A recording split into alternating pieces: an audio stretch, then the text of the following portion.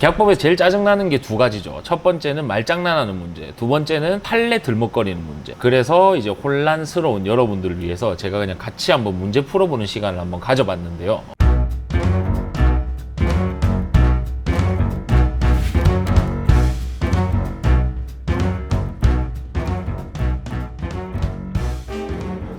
네, 여러분 혼자 공부하기 힘드시죠? 재미도 없고 물어볼 사람도 없고 오죽하면 이거 기출문제 시험 직접 내는 사람도 답이 뭐 중복답이 돼가지고 1, 2, 3, 4번 전체 답을 인정한다든지 뭐 이런 경우도 되게 많고요. 또 계약법 이제 뭐 문제풀이 이런 거 하시다 보면 답안지를 봐도 이 문제 그래도 정답이 틀린 것 같은데 뭐 이런 것도 많으실 겁니다. 그래서 이제 혼란스러운 여러분들을 위해서 제가 그냥 같이 한번 문제 풀어보는 시간을 한번 가져봤는데요. 계약법에서 제일 짜증나는 게 두 가지죠. 첫 번째는 말장난하는 문제, 두 번째는 판례 들먹거리는 문제. 다툼이 있는 경우 판례에 의한다. 뭐 거지 같죠? 우리 판사가 있는데 판례를 어떻게 일일이 다 외웁니까? 그런 문제를 제가 가져와 봤고 편하게 같이 한번 풀어보는 시간 가져보겠습니다.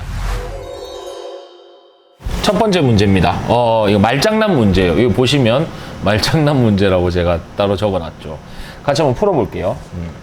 상법상, 또 상법이라네요. 상법상 보험계약의 해지에 대한 설명으로 옳지 않은 것은 틀린 거 찾으면 됩니다. 자, 해지.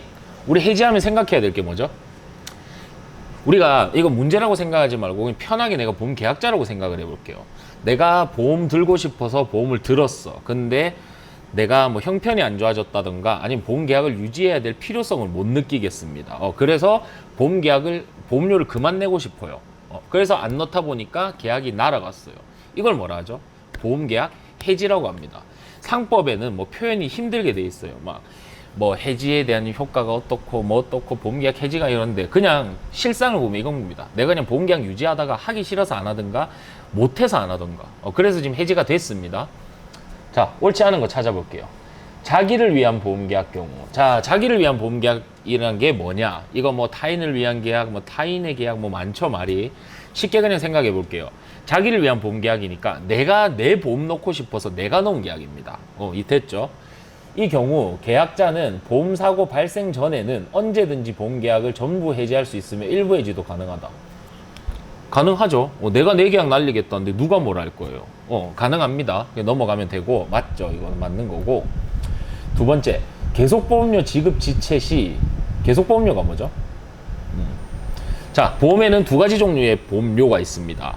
초회보험료와 계속보험료입니다. 초회보험료는 이 보험계약의 효력을 발생하는 효과로서 보험금이 납입되는 순간 이 계약은 정상적으로 체결이 된 것으로 보죠. 우리가 뭐 분류식 낙선계약이다 이런 표현 쓰는데 그러니까 초회보험료가 아니고 방금 설명드린 이 초회보험료가 아니고 계속보험료 내가 보험계약 체결하고 그 다음 달부터 자동 이체일 설정해가지고 뭐 보험료 알아서 결제되는 그 계속보험료의 경우 지급 지체 시 돈 안 냈단 말이죠.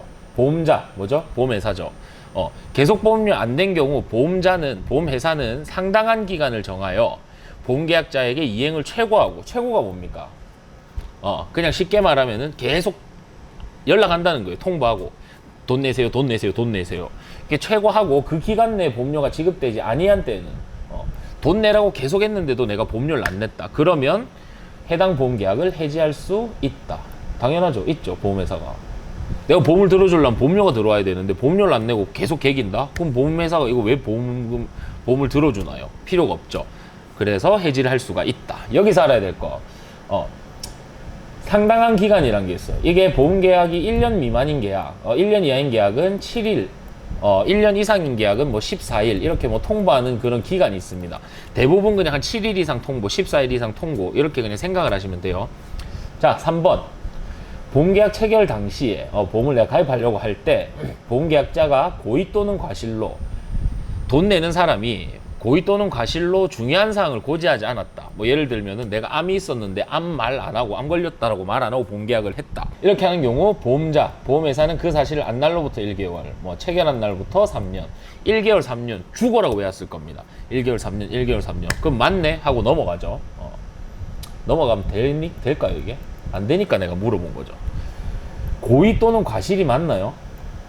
이겁니다. 상법 651조를 보면 피보험자가 고의 또는 중대한 과실로 인하여 중요한 사항을 고지 안 한 경우, 그러니까 고의랑 중대한 과실이 뭐냐면 내가 속일 의도를 가지고 있었다는 거예요. 보험회사에다가 내가 암 걸린 사실을 속일 의도를 가지고 말 안 한 경우에 이렇게 계약을 할 수 있다는 내용입니다. 그러니까 이 문제는 틀린 거예요. 3번이 정답인 겁니다. 자, 4번.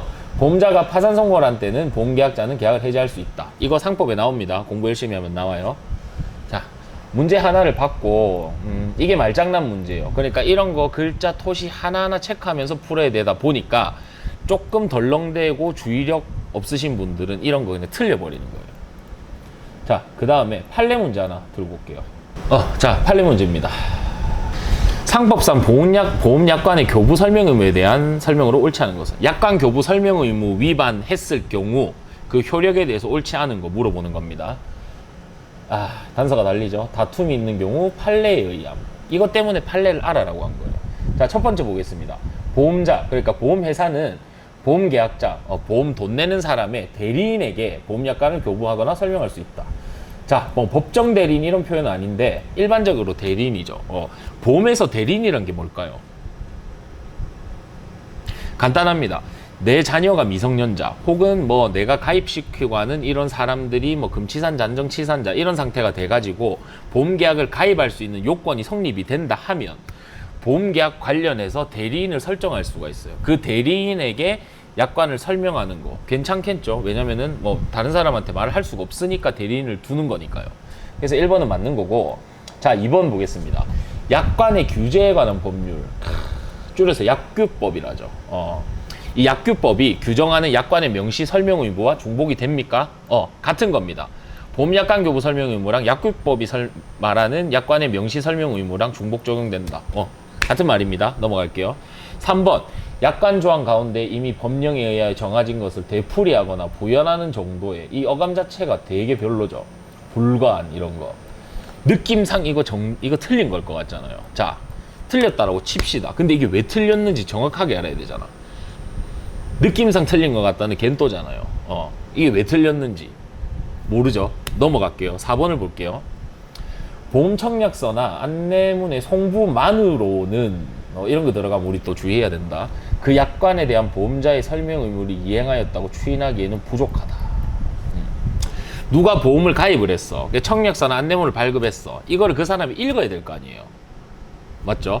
근데 이게 도달된 기간이 이것도 판례에 나오는 게 있어요. 그러니까 통상적으로 내가 우편을나 등기를 보내서 그 집에 도착했을 소요 시간이 지났으면은 전달이 됐다라고 보는데 지금 물어보는 건 그게 아니죠. 약관 교부 설명 의무 위반에 대한 설명을 물어보는 거죠. 그러니까 요거랑 접목을 해보겠습니다.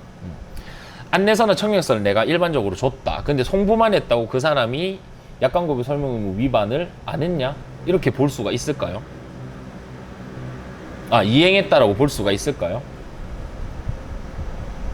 세모죠? 모르겠죠? 자, 그럼 두 개 중에 하나가 정답이라는 겁니다. 4번 다시 볼게요. 4번이 세모니까 청약서나 안내문의 송부만으로는 그 약관에 대한 설명을 이행했다고 추인하기에는 부족하다. 부족한 것 같기도 하고 아닌 것 같기도 하고 세모.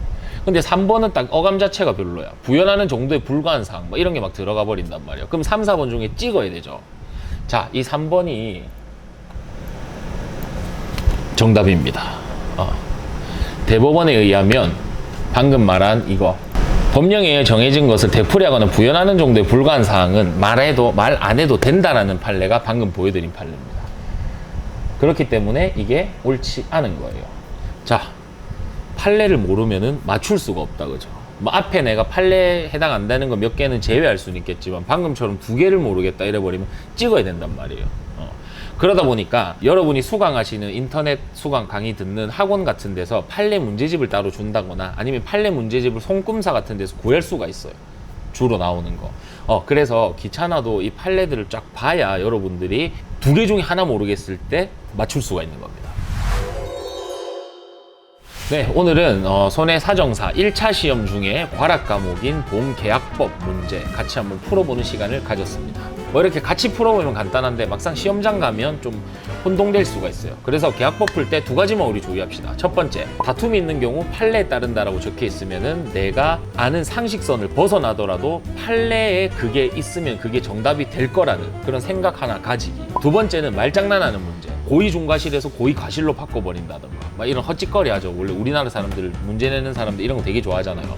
이런 거 넘어가면 안 된다. 문제 많이 풀다 보면 말장난 문제 때문에 틀려서 빡치는 경우 되게 많을 겁니다. 이거 틀릴 때마다 내가 이래서 틀렸다 조금씩 체크하면서 문제를 꾸준히 풀어나가다 보면 임마 이런 걸로 장난치려고 문제를 냈네 딱 캐치가 될 거예요. 그러면 시험장에서 여러분 출제자 의도까지 파악하면서 웃으면서 문제 풀고 기분 좋게 합격할 수 있습니다. 파이팅 하세요.